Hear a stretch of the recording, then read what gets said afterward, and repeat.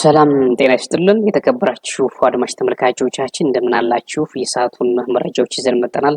አብራችሁን ተቆዩ ዘንድ ተጋብዛችኋል። እንግዲህ ዛሬ በደብረ ታቦር ማህበረሰቡን ሰብስበው የብልጽግና ሰዎች ሲያስፈራሩ እንደነበረ መረጃዎች እየወጡ ነው። የአማራ ብልጽግና እንግዲህ ፋኖ ወደ ደብረ ታቦር ለመግባት ጥረት አደረገ፣ ግን አልተሳካለትም። መከላከያ ሳይኖር ራሱ በአድማ ብተናና በሚኒሻ ተመክቷል። ስለዚህ ከፋኖ ጋር ባትሰለፉ ባታግዙ ነው የሚሻላችሁ። ከኛ ጎን ተሰለፉ፣ የምናደናችሁ የምናገለግላችሁ እኛና እኛ ብቻን ሲሉ የሰበሰቧቸውን ማህበረሰቦች እንዳስፈራሩ መረጃዎች እየወጡ ነው። ለስብሰባ ወደ አዳራሽ የተጠሩት በርካታ ነዋሪዎች ቢሆኑም አብዛኛው ማህበረሰብ ግን ለስብሰባ እንዳልመጣ እዚያው እንደቀረ ተገልጿል። ስብሰባው ላይ የታደሙ ማህበረሰቦች ደግሞ አስተያየት እንዲሰጡ ቢጎተጎቱም አንገታቸውን አቀርቅረው ስብሰባው ተጀምሮ እስኪያልቅ እንደታዩ ነው መረጃዎች የሚያመላክቱት። እንግዲህ በደብረ ታቦር ከፍተኛ የሆነ ጉዳት ደርሷል እየተባለ ነው።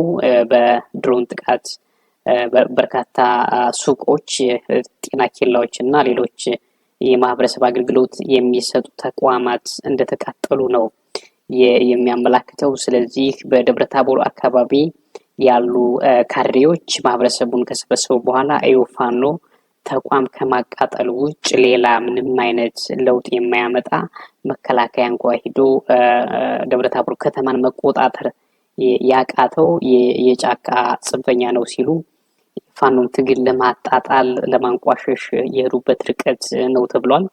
እናም ደብረ ታቦር ዛሬ ስብሰባ ቢሰበስቡም በርካቶቹ ቀርተዋል የሚል መረጃም ወጥቷል። በአዲስ አበባ ዙሪያም በርካታ ሰራዊት እንደተሰማራ መረጃዎች እያመላክታሉ።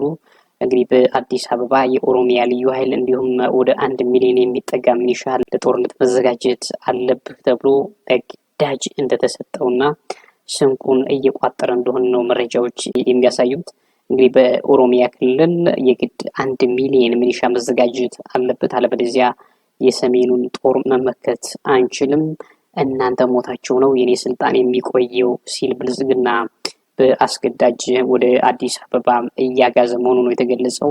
በነገራችን ላይ ዛሬም ከሐዋሳ አካባቢ እንዲሁም ከሻሸመኔ አካባቢ በርካታ የመከላከያ ሰራዊት የኦሮሚያን ክልል አቋርጦ ወደ አዲስ አበባ ብሎም አልፎ ወደ ጎጃም፣ ሸዋም አቅጣጫም ሲጫን እንደነበረ ነው እየተገለጸ ያለው። እንግዲህ በሰሜን አካባቢ ጦር እየተከማቸ ነው። የአብይ አህመድ ጦር ወደ ትግራይ እንዲሁም ወደ አፋር ድንበር አካባቢ ተጠግቷል ተብሏል። ሻዕቢያን በተመሳሳይ ወደ ድንበሮች አስጠግቷል።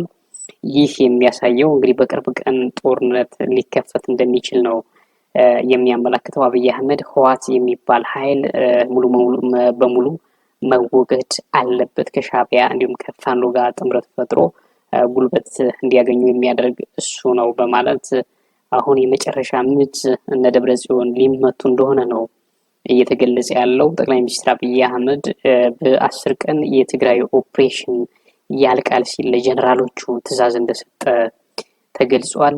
ይህ የሚያሳየው እንግዲህ ጠቅላይ ሚኒስትሩ ጀነራሎቹ ፍራስትሬት እንዳያደርጉ እንጂ መቼም በ10 ቀን የሚጠናቀቅ የመደበኛ ውጊያ አይኖርም። እንደ ከዚህ ቀደሙ ከአብይ አህመድ ጎን የሚሰለፍ ማህበረሰብ የሚኖር አይመስልም። ማህበረሰቡ ተሰላችቷል። ጠቅላይ ሚኒስትሩ ግን አሁን ጦርነቱን አካሂደዋለሁ ያሉት በቴክኖሎጂ ወይንም እርሳቸው በሚተማመኑበት በድሮን መሆኑ ነው። እንግዲህ የጦርነቱ ውጤት በመጥፎ እንደሚሆን ይገመታል። ያው ዞሮ ዞሮ በሁለቱ ወገን በኩል ሰዎች ይሞታሉ፣ ንብረት ይወድማል። መጨረሻ ላይ ሄዶ አሸናፊ የሌለው እንደሚሆን ይገመታል።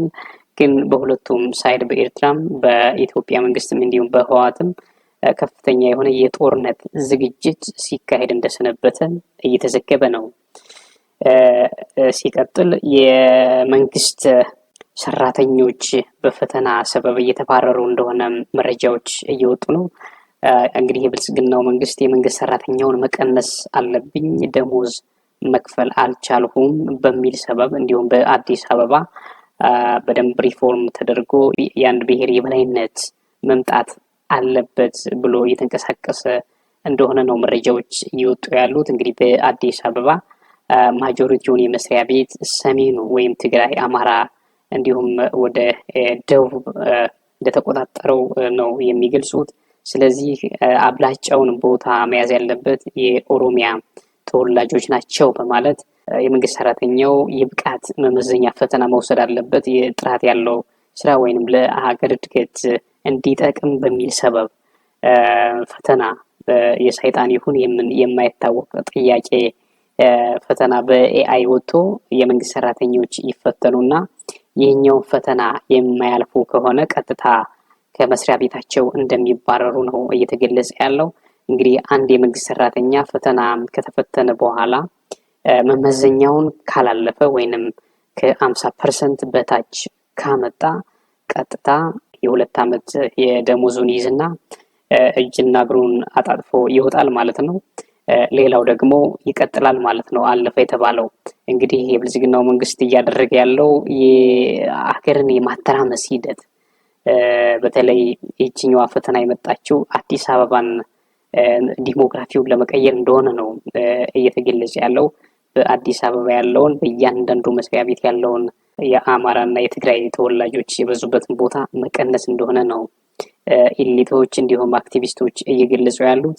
ለአብነት ያክል በጳውሎስ ሆስፒታል የጤና ባለሙያዎች ተፈትነው የወደቁት እንዲሰናበቱ ተደርጓል። ውጤት ያላመጡት ለማለት ነው። እንዲሁም ያለፉት ደግሞ በስራው እንዲቀጥሉ እየተደረገ ነው። ከአዲስ አበባ የጀመረው የመንግስት ሰራተኞች የብቃት መመዘኛ ወደ ክልሎችም እየሄደ እንደሆነ ነው የሚያመላክተው። ወደ ክልሎችም ሄዶ የመንግስት ሰራተኞች የሲቪል ሰርቪስ የትምህርት ቤቶች ላይ፣ ዩኒቨርሲቲዎች ላይ፣ የጤና ተቋማት ላይ እንዲሁም ሌሎች የመንግስት መስሪያ ቤቶች ላይ ፈተና በሚል ሰበብ የመንግስት ሰራተኛውን ከሚኖርበት ከተማ ተባሮ ተስፋ ቆርጦ ያለምንም እንትን እንዲሄድ ለማድረግ ጥረት እየተደረገ ነው። እንግዲህ በርካቶቹ ትዳራቸውንም ሁሉ እያፈረሱ እየበተኑ ወደ ቤተሰቦቻቸው እየሄዱ እንዳሉ ተገልጿል። ይህ መንግስት ዋና ዓላማው ምን እንደሆነ በጣም አሁን ግልጽ እየሆነ ነው። ሀገር የማፍረስ የማተራመስ፣ ማህበረሰቡ እንዳይገናኝ ማራራቅ፣ ባልና ሚስት እንዳይገናኙ፣ ልጅና አባት ልጅና እናት እንዳይገናኙ መበታተን እንደሆነ ይህ አመላካች ነው ተብሏል። እና ይህ ፈተና ደግሞ የማይታወቅ ሰይጣናዊ የሆነ ፈተና ወይንም ጥያቄ አካዳሚካሊ ሰዎች ሲማሩ ኮሌጆችን፣ ትምህርት ቤቶች እንዲሁም ዩኒቨርሲቲዎችን ሲያልፉ ያካበቷቸው እውቀቶች ወይንም ክህሎቶች ሳይሆኑ የማይታወቁ ጥያቄዎች ተነበውም ወይንም ዝም ብለው የማይታወቁ ከሎጂክ ውጭ የሆኑ ጥያቄዎች ሁሉ እንደሚመጡ እየተገለጸ ያለው። ዋና ዓላማው እንግዲህ የህዝብ መንግስት ጥያቄው እንዳይመለስ እና አብዛኛው የመንግስት ሰራተኛ እንዲወድቅ ታስቦ ነው ተብለዋል። ተመልካቾቻችን የትግራይ ኤሊት ለሁለት እንደተከፈለ መረጃዎች ያመላክታሉ። የትግራይ ኤሊት ለሁለት የተከፈለበት ምክንያት አንደኛ አብይ አህመድን ለመደገፍ የተደራጀ አይነት ነገር ነው። ሌላኛው ደግሞ በእነ ደብረጽዮን በኩል የተሰለፈ ወልቃይትና ራያን ጠቅልሎ አገር ለመመስረት ጥረት የሚያደርግ ነው ተብሏል። እንግዲህ ወደ እነጌታቸው የተሰለፈው ወይንም ለብልጽግናው በትንሹ እየደገፈ ያለው ወደ 4 ኪሎ መሄድ አያስፈልግም፣ ወደ 4 ኪሎ እሄዳለሁ የሚለው በዝቷል። ሸኔ ወደ 4 ኪሎ እሄዳለሁ፣ ፋኖም ወደ 4 ኪሎ ነው የሚለው። ስለዚህ ህወሓት ወደ 4 ኪሎ ቢል ተቀባይነት አይኖረውም። ስለዚህ ወደ 4 ኪሎ የሚሄደው ይሄድ፣ እኛም እንደገፈው ብልጽግናን ነው የሚሉ ኢሊቶች እንዳሉ እየተገለጸ ነው። በእነ ደብረጽዮን በኩል የተሰለፈው ኢሊት ደግሞ ከተቻለ ፋኖንና ሸኔን አሞኝተን ወይንም አቻችለን 4 ኪሎ የምንሄድበትን መንገድ እናመቻቻለን፣ አለበለዚያ የማይሳካ ከሆነ ወልቃይትና ራያን ይዘን ሀገር መስርተን እንደነ ሲንጋፖር መሆን አያቅተንም ሲሉ ይደመጣሉ። እናም የትግራይ ኤሊት በሁለት ጎራ ተሰልፎ እየተፋለመ እንደሚገኝ ግን አሸናፊው አልታወቀም። የነ ደብረጽዮን ቡድን የታጠቀ ቡድን ነው። የነ ጌታቸው ረዳ ቡድንም ከመንግስት ከፍተኛ የሆነ ትጥቅ አግኝቷል። ሁለቱ በራያ እንዲሁም ራያ ጨርጨር አካባቢ በተደጋጋሚ እየተጋጩ ነው። ግን መደበኛ የሆነ ውጊያ አልጀመሩም። ከደብረጽዮን እየጠፋ የሚሄድ ሰራዊት አለ ይላሉ። ከጌታቸውም እየጠፋ እንዲህ ቫይስ ቨርሳል የሚሄድ አለ ነው የሚሉ። ግን ተጨባጭ የሆነ እውነት የለውም። አላማው ምን እንደሆነም አይታወቅም። ኤኒሃው የትግራይ ኤሊት ተከፍሏል የሚለው ነው።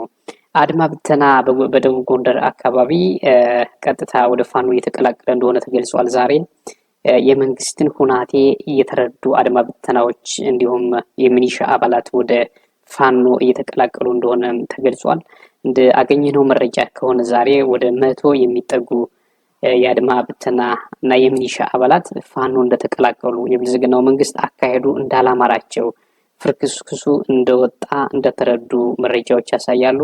ከዚህ በፊት በርካታ የጥቅማ ጥቅሞችን የሚያገኙ እነዛ አድማ ብተናና ሚኒሻ አሁን እንደተቀነሰባቸው ነው የተገለጸው። የክልሉ መንግስትም ፍርክስክሱ እንደወጣ በወረዳዎች በዞኖች አካባቢ ቢሮ እንደሌላቸው ተቀምጠው ስራዎችን እየሰሩ እንዳልሆነ ከአንድ ወረዳ ወደ ሌላ ወረዳ መንቀሳቀስ እንዳልቻሉ ነው እየተገለጸ ያለው። ግን አማራ ክልልን እያስተዳደርን ነው እያሉና አረጋ ከበደ አንድ የባህር ዳር ላይ ሲቀጥል ደግሞ ትንሽ ነፃነቷን አግኝታለች የተባለችው ኮምቦልቻ ደሴ አካባቢ ሄደው ሲንቀሳቀሱ ወይንም ምስል ሲያጋሩ ይታያሉ።